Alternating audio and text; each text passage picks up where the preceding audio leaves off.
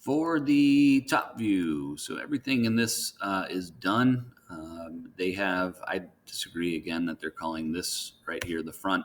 I would call that the right side, and I would believe that this to me would be more the front, but no matter at all.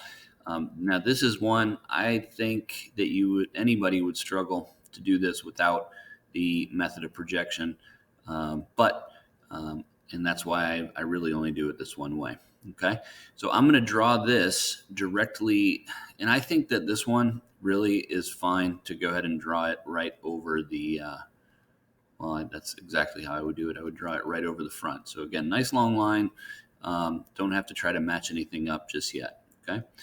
You are going to have to notice a couple of things. You have a distance of 80 and a distance of 50. So 80 is the distance of this base block overall. 50 is the distance between the centers of the 10 millimeter holes. I believe they were 10 millimeters. So what I'm going to do is do an offset of 80 first. So go offset 80. And I'm going to come up here. Can't see it because it went off the screen. And then I'm going to do also another offset of, let's see, 80 minus 50 is what, 30? So we're going to take half of 30, and I'm going to do 15 in and 15 in, okay? And again, we can't see these, so we know that they're not part of the object. They are part of the holes, right? That they're just alignment points for the holes. So that'll help me out quite a bit, okay? Now I'm going to go to my construction line layer, and I'm going to draw my nice long lines that I shoot way up into the air. Okay, you can always trim them. You are going to trim them, so no worries there. Having this and this right here, the edges of the holes, I don't know how helpful that is, but if you want to stick with that mentality, stick with that mentality, okay? You know you're going to need the center of the hole. You know you're going to need the outside furthest part of the object. Really what you need is this intersection right here. And then you know you're going to need the base of this for a hidden line, and this, and this. Let's see, did that notch? Yep, we got that. We got this, we got this, and we got this. And this is the part that throws everybody off. The circle actually hangs out past there, and we have to get the inner circle and the inner circle both for hidden lines, okay? And let's go ahead and get rid of this complete chaos. This is probably the worst one you guys have seen yet. So do some trimming, all right? This is part of the object. This is the actual end of the object. This is the actual end of the object. So let's go ahead and put them on the object line layer, and they're done. Okay, and that means I can trim that, and I can trim that, and that simplifies for me. Okay, let's go to this portion right here, and actually I think I just made a mistake, because I can see that right there should be the widest portion of this that I see is right here, but we see it intersect up here. It shouldn't make a difference. So oops, that was a little bit sloppy. So we'll move that from there to that quadrant. Okay. Let's talk about these things. What are these? These are the hole locations. Okay. What I'm going to do, just so I can simplify this, I'm going to put them on a different layer that's completely meaningless right now. Or why not put them on center lines, okay? And then I'm going to trim right at the outside of my object. And I'm not going to do anything else until I've resolved what's happening within these green lines, okay? And what I see that's happening is, again, we've already established that distance of 50 when we created the block. All we have to do now is remind ourselves what was the diameter of that hole. It was a diameter of 10, okay? So that means halfway between here and here is a diameter of 10. So if I get rid of that and that, get rid of the yellow horizontal line on both sides of this double green line, that's going to leave me a line with a midpoint. Now I need neither of these lines anymore. Don't need those greens. Don't need those greens.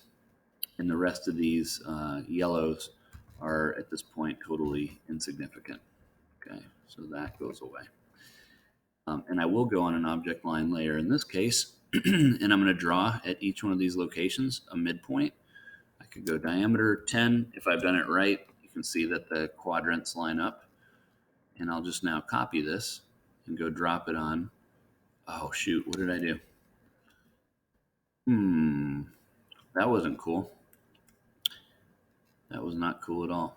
So where did that have to go? That had to be centered right up here. This kind of stinks.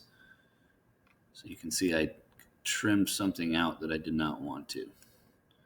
Okay, no big deal. I'm just going to copy this again. Stick that there. I could do this with offsets. I don't need to. Now I can just draw a line right out to here. Copy that line. In reality, I could have probably just mirrored this around the center of the object. So now I can take both of these. Again, let's trim that and trim that and get rid of these lines. Don't need them anymore. Don't need these anymore. And so let's go ahead and copy this, place them right there. And these lines are goner, so we don't need them. Okay, the next one I'm going to address are the hidden lines. And I think that's pretty close to what we have. We know that we cannot see this. That's hidden. We can't see this. That's hidden. So go ahead and put them on a hidden line layer. Trim them off. Oop. Well, I trimmed that off instead. We'll figure out what that is.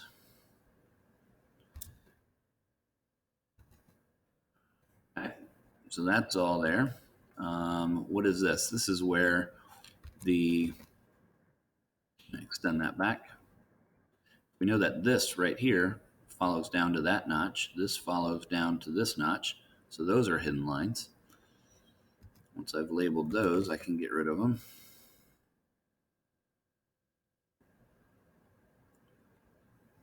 Okay, so that's a goner. So we've got hidden for the inside of the circle, hidden for the inside of the circle. What is this line right here? This is the end of the bracket, which actually appears hidden, but it's not. So I'll trim that. It's not something that's underneath the bracket. It is simply just part of the object. So that goes away. We have this portion of this bracket laying underneath here. It's clearly able to be seen from this end and this end. So I'm actually going to just delete it. Actually, no, I'm not. I'm going to trim it. And what was this line corresponding to? The end of that wedge. So in this case, this is where that intersects the wedge, or the wedge intersects the circle. And what I'm going to do is, since that piece starts right here, I'm going to shoot it up this way, and I'm going to shoot it over to here. And I'm going to offset it by 5 on each side since it was a width of 10.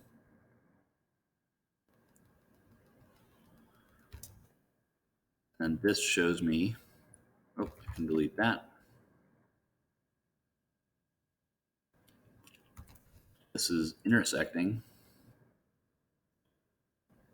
the cylinder part of it, or the circle part of it. So now I can go back to object lines and get that there. And what is this? Again, this is the stem looking part of it. And you have one last thing to do. The width of this is 60, which means that everything between here and here is 60. So if the whole object was 80, that means I have to offset 10 inward. 10 inward. And that means that everything that's hanging out past that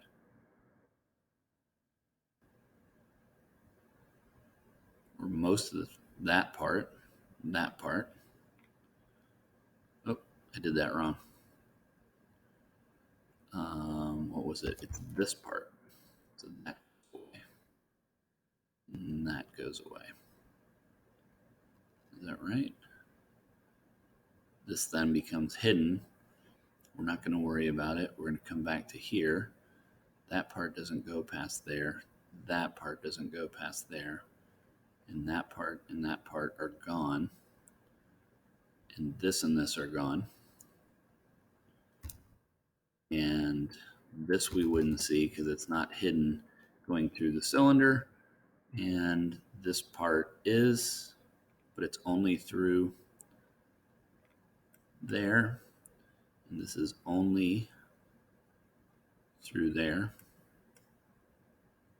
And what do we have left? And that's it. And these pieces go away. Oops, get a trim. And now our object is complete. I will come back and just do a quick dimension on it.